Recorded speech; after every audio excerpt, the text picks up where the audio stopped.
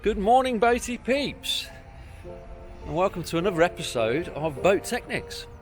Today we find ourselves in Stratford-upon-Avon.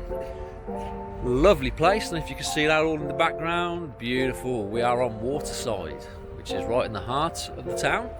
And today's challenge, wiring a bilge pump. Now there's many ways we can do this, but today we find ourselves in quite a unique position because this particular boat doesn't move and the engine has also been removed. And we are on a trusty barge and quarter deck.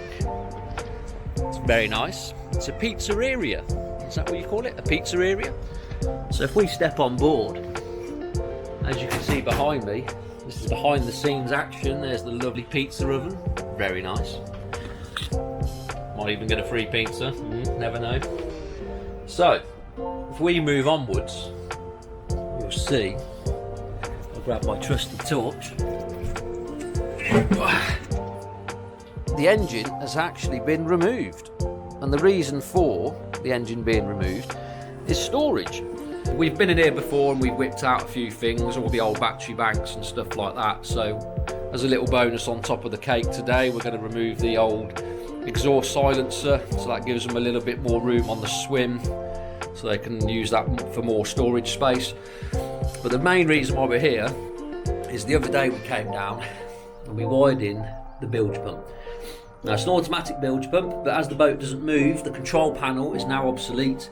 So there used to be a manual switch to override the automation on the pump, so you could obviously use the pump manually or have the float switch, which is built into this particular pump. You might also have one of these on your boat, and it automatically comes on when the water is quite high. As you can also see at the moment, the water is at a relatively high level, so the pump should be activated. However, being as all the batteries have been removed, what we're doing is, if we've already plumbed it all in the other day, as you can see the pipe there, the cable's going up, the big black pipe disappears out there, and then slowly but surely disappears out the back of the boat. The black cable you can see going up is the power that we wired in the other day. We follow it all the way around, and now we come to the end of the cables just there. So what we're going to do, conveniently, we've got a 240 volt plug socket next door to it just there. So we're going to wire in a converter, and what the converter does is reduces 240 volts down to 12 volts. So they will never need to really ever mess with the pump again, unless the pump obviously fails in the future.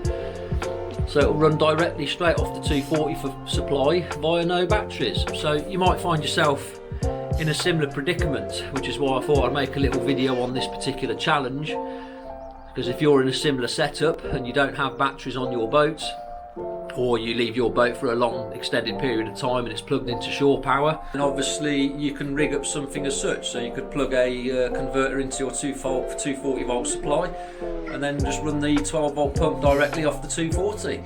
So I'll unpack all the bits and bobs we've got, show you what we're dealing with, and then show you how to put one in. Fab! Cool, so this is the device we're using today. As you can see here, look, AC input is 220 volts, AC output 12 volts 30 amp, the pump's only probably 10 amps, so this is going to be plenty adequate for what we're dealing with.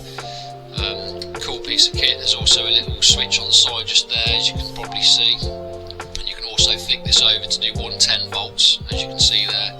Let's turn it that way, look, got 110, 240, so we're currently flicked over to the 220, there's 240. Right, that's pretty much it. Over this side here, little rail, you can pop this up there, this is your AC input in, live, neutral, then you got your earth, and then this is obviously, you got 3 ports should you want to do 12 volts 3 times basically, so it's quite a good little piece of kit. I'm going to grab our cable, plug,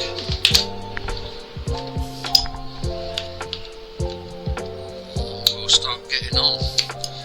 We'll do it down here where it's a bit warmer, because it is absolutely Baltic again today, as always. We love boating worlds.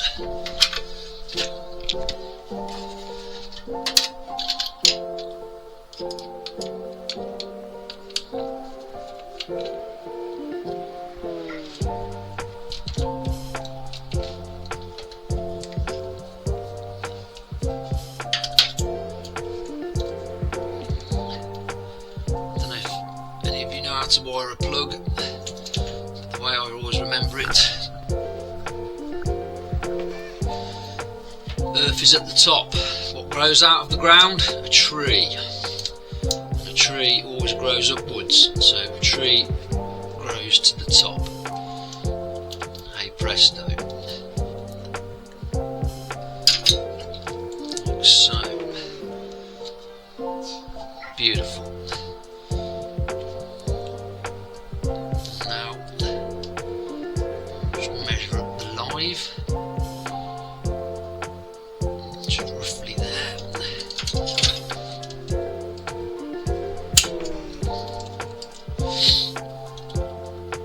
So,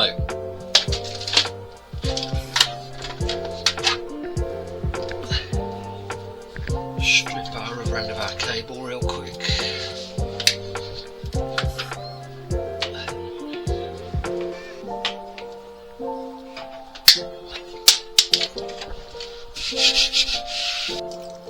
Some sticky pads here, because unfortunately there's no actual mounting holes on here that I can see. So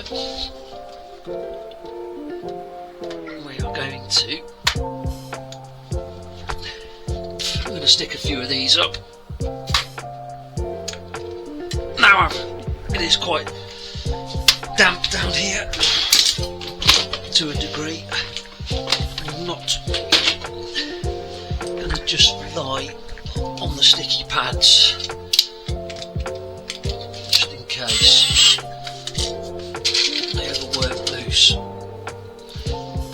I've got a couple of little screws here.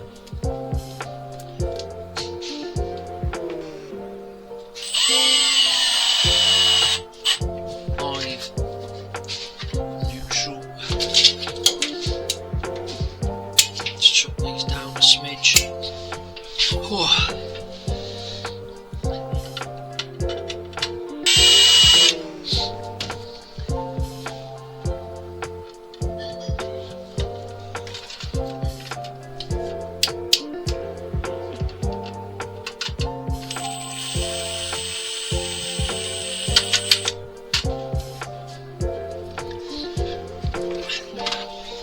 So there we go, we're all wired in, cables are all in. I'm going to grab our 12 volt ones from up there, from up on height. Quite a lot of cable here, so we're going to just, rather than cut it, because you never know if it needs a bit more length.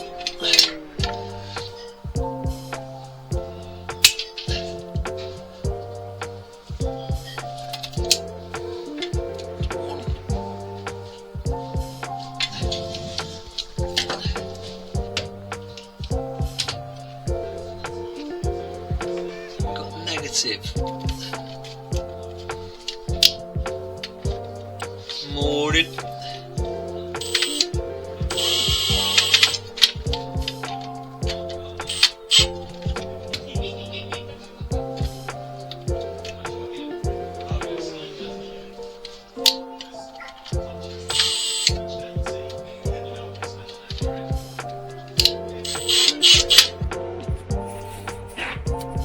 There we go, so we're all in. Units on, a couple of cable ties with them clips we put on earlier. Everything's wired in. We torch there, see a bit better. Power's on. We're just going to flip our little plastic cover back on. We've also put an inline fuse in to obviously protect the circuit, and for convenience we have put a spare fuse there for the customer should the one inside blow at any point.